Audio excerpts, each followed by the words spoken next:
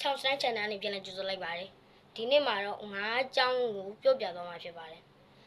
ပထမဆုံးကျွန်တော်ငါးမျိုးစိတ်ကိုရှင်းပြမယ်ပထမဆုံးတက်ကောင်ဒီမှာ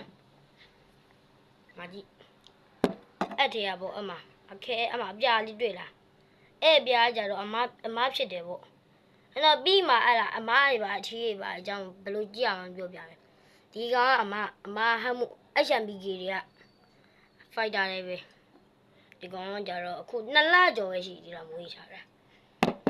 ဒုတိယနောက်ထပ်2ကောင်ကြတော့တူတူထားဖို့နောက်ထပ်ကဒီမှာပေါ့အဲ့ဒါမှာလိမ္မော်နဲ့ဖြူလေးရှိတယ်အဲ့2ကောင်ကြတော့သူတို့ကတူတူငဲရစပြီးမွေးဒီကောင်တူတူနေလာလို့တော်တော်တိကြတယ်နောက်အခုအထီးမှခွဲနေပြောပြမယ်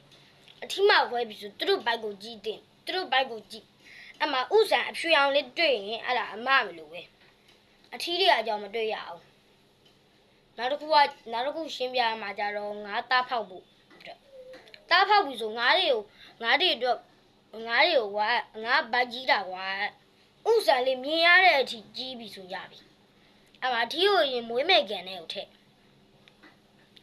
အထီးကိုမွေးမဲ့ကန်နဲ့ထက်ပြီးသွားပြီဆိုသူတို့အမောက်ထဲပြီးသူတို့ခဏလောက်တူထားပေါ့ထားလို့ရပြီဆိုမှအထီးကအတိုက်ဆဆောင်မယ်အတိုက်ဆောက်ကလွယ်ကူခြင်းပဲအဲ့လိုတောင်းလေးအဲ့လိုပါလွယ်ကူခြင်းပဲတောင်းလေးမှမဆောက်ခံခြင်းတော့အဲ့လိုပါဘန္နာရက်အနီကွာအနီတစ်ခုလုံးအနီဆိုမဟုတ်ဘူးကွာနည်းနည်းနီးပြီးဆိုတာနဲ့ရပြီအဲ့လောက်နည်းနည်းလေးစိတ်တအောင်စိတ်ပြီးအထက်ကို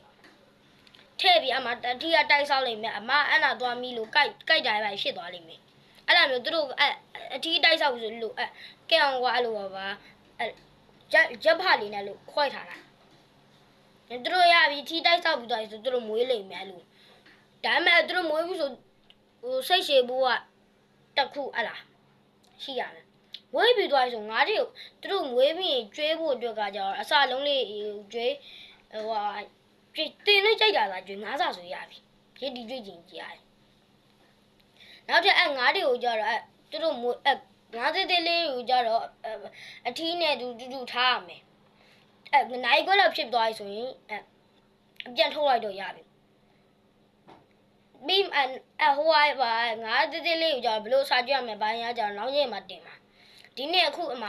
ငါးတွေအတွက်ဟိုပါအဟာရဆေးပေါ့အဲ့ဒါလုံကြီးရရောဘနာရက်ကိုဟိုရတဲ့ထဲပြီးရေးထဲပြီးအဲ့လို1ရက်လောက်ခံထားလိုက်ရပြီကျွန်တော် like and subscribe လုပ်ပြီးတော့အားလုံးအတောင်းဆိုယူမှာအားလုံးပဲ comment ပါ